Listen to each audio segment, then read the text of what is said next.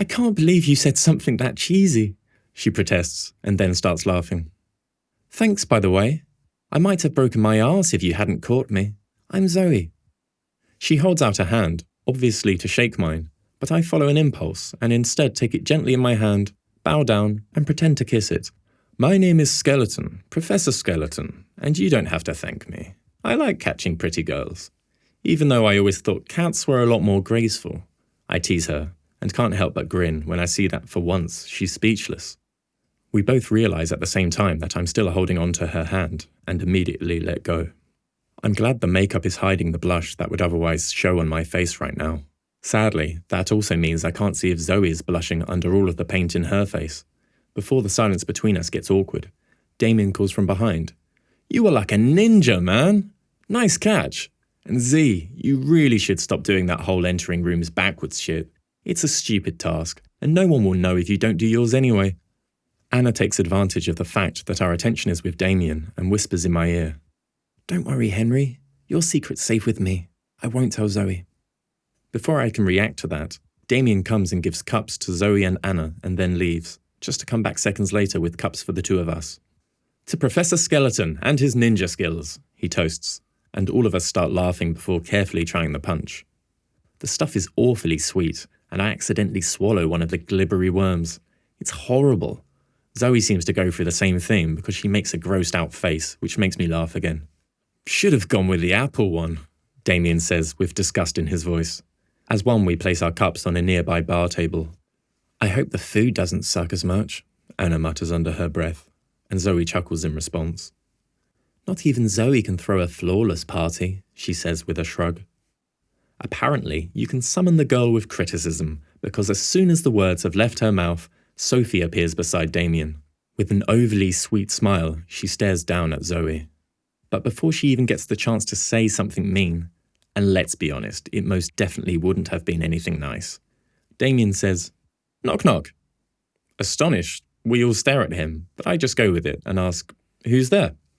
A pumpkin, a skeleton, and a broom, he shouts, and to my surprise, the three girls actually start laughing. Even Sophie. What the hell? I think we just lost Skullboy, she observes sarcastically. It's one of my tasks. Tell jokes to other guests all night, which always contain a pumpkin, a skeleton, and broom. It's one of the harder ones, actually, but it doesn't surprise me that Damien can pull it off. He's just that amazing. At her last words, she puts a hand on his arm and flirtingly bats her eyes at him. I don't envy the guy. He told me about the rather complicated history between Sophie, Anna, and him, and I wonder why he even brought Anna to the party. This had to get uncomfortable at some point, right? Thanks, Soph, he sputters awkwardly and attempts to free his arm from her grasp. Anna just looks really hurt, and as if she's trying to hide behind Damien so Sophie won't have a go at her. But that's wishful thinking, because my guess is that Sophie came here to do exactly that. Oh, Anna, you're here too. Didn't see you over there. I wasn't sure you would actually dare to come. Nice costume? I guess you couldn't find a proper one, because you decided to come last minute. But oh well, at least you're kind of fitting in with the whole fairy tale theme. Every single one of them has a dreadful witch that no one likes or wants there, right? Damn. If I hadn't heard her words, I would never have guessed that she said something that hateful. Her tone was sweet as honey, and her smile even looked sincere, probably because it really makes her happy to embarrass Anna in front of other people. Now that's the Sophie I know. I wonder where the genuinely nice Sophie from before went. Anna doesn't move, as her eyes slowly fill with tears. Damien just stands there, speechless and helpless, while Zoe puffs up like an angry kitten. At least she seems ready to defend Anna. Or maybe she'll just jump Sophie and scratch her eyes out. But before the situation can blow up in Sophie's face, Anna wordlessly turns around and flees the scene. After forcefully jostling against Sophie, Zoe runs after her. Damien looks at Sophie and shakes his head in disappointment. It doesn't have to be that way, Soph. You're better than this. Surprisingly, his words make her look guilty for a moment, before a feral smile hides whatever she might actually be feeling. No, I'm not. You should have known that there would be consequences when you bring her. It's time you realize that she doesn't suit you. It's just sad. Her voice is cold as ice, and Damien's shoulders drop in defeat as he turns around and rushes after Anna and Zoe. Sophie seems to forget I'm still here because she lets her cold facade drop, and I can see how upset she really is. Sometimes being in love just plain sucks, I tell her gently. You have no idea, she whispers as a tiny sob escapes her. Before I can even attempt to comfort her, she spins on her heels and is gone. I let out a deep sigh. I didn't think I would feel sorry for her after what she just said to Anna, but I do. Everyone deals with a broken heart differently. Sophie obviously feels the need to bear her claws, and poor Anna is her victim. I wonder if the three of them have left the party. In that case, I might just as well go too. The whole goal was to talk to Zoe, and if she really left, I have no reason to stay. While I'm still contemplating whether or not to go home, Zoe appears in the French window.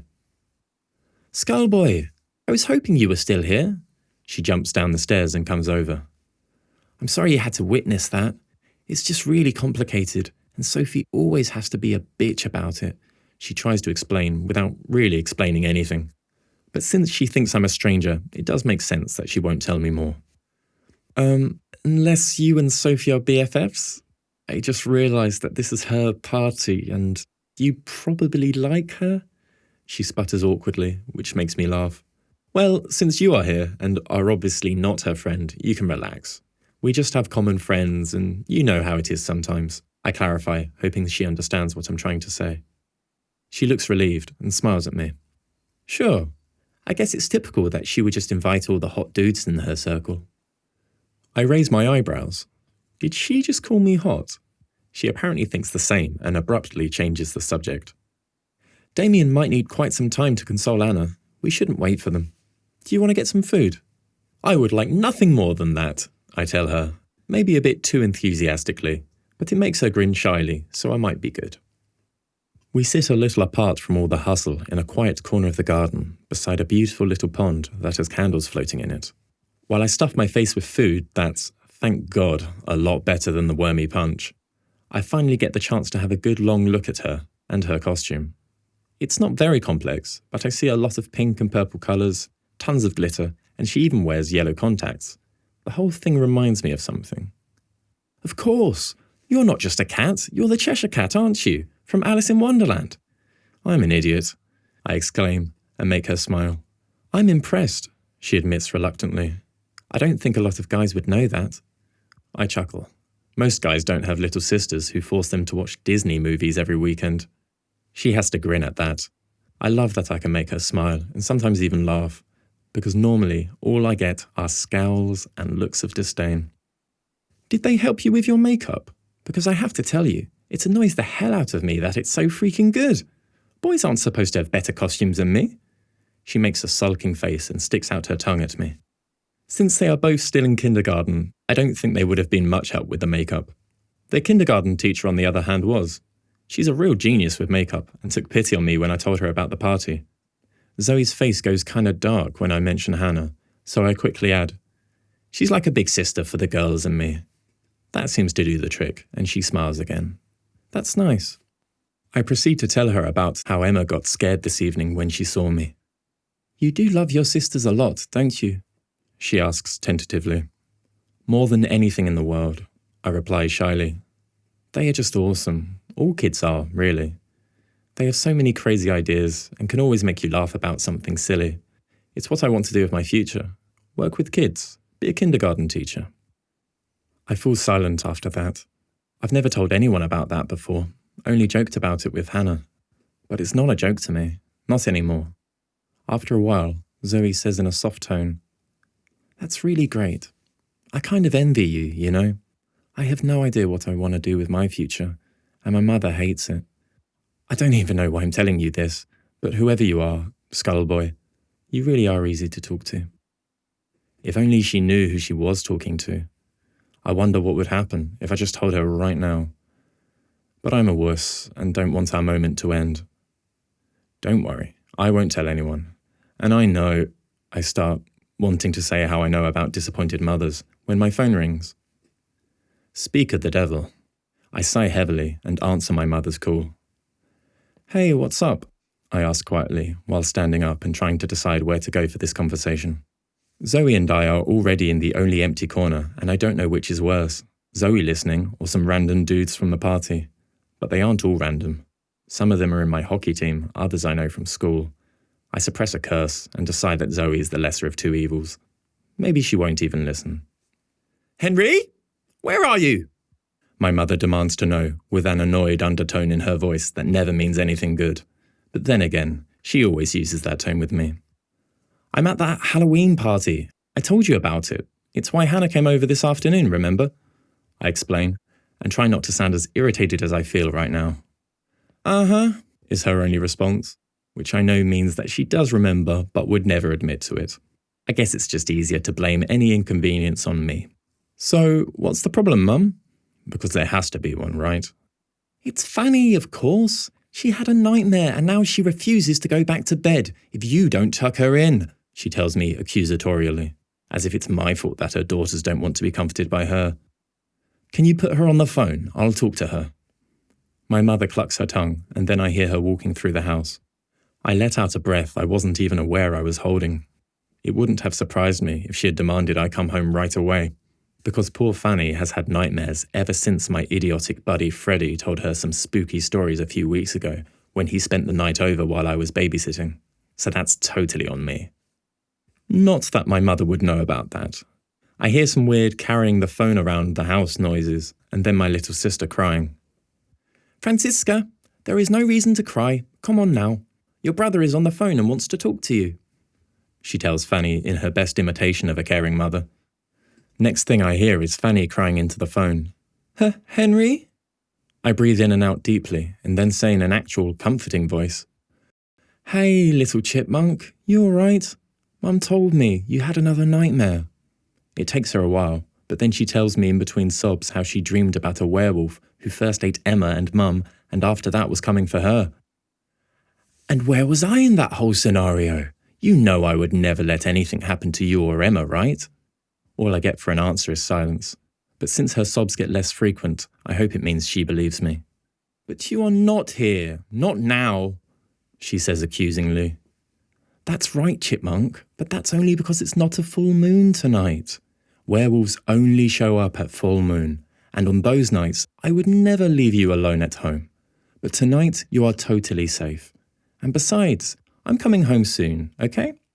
Next time you wake up, I'll be right across the hall, I try to convince her. I cross my fingers that it worked, and after about half a minute, she says, Okay, but you have to promise to protect us when it's full moon. She has stopped crying completely, and I know I dodged that bullet. For now. I promise. I hear the phone rustle again, and Fanny say from far away, It's okay, Mummy. I can sleep now. Then the line goes dead. Wow. No goodbye or anything. That's mean, even for my mother. For a second I forget where I am, but only until Zoe says from behind, Huh, so werewolves only come out when it's full moon? Someone should have told me earlier. All those sleepless nights I could have been spared. I guess that means she listened to the whole conversation, at least to my side of it. Since I don't react to her joke immediately, she asks in a worried and more serious tone, Is everything all right? Was that one of your sisters? Or, we don't have to talk about it.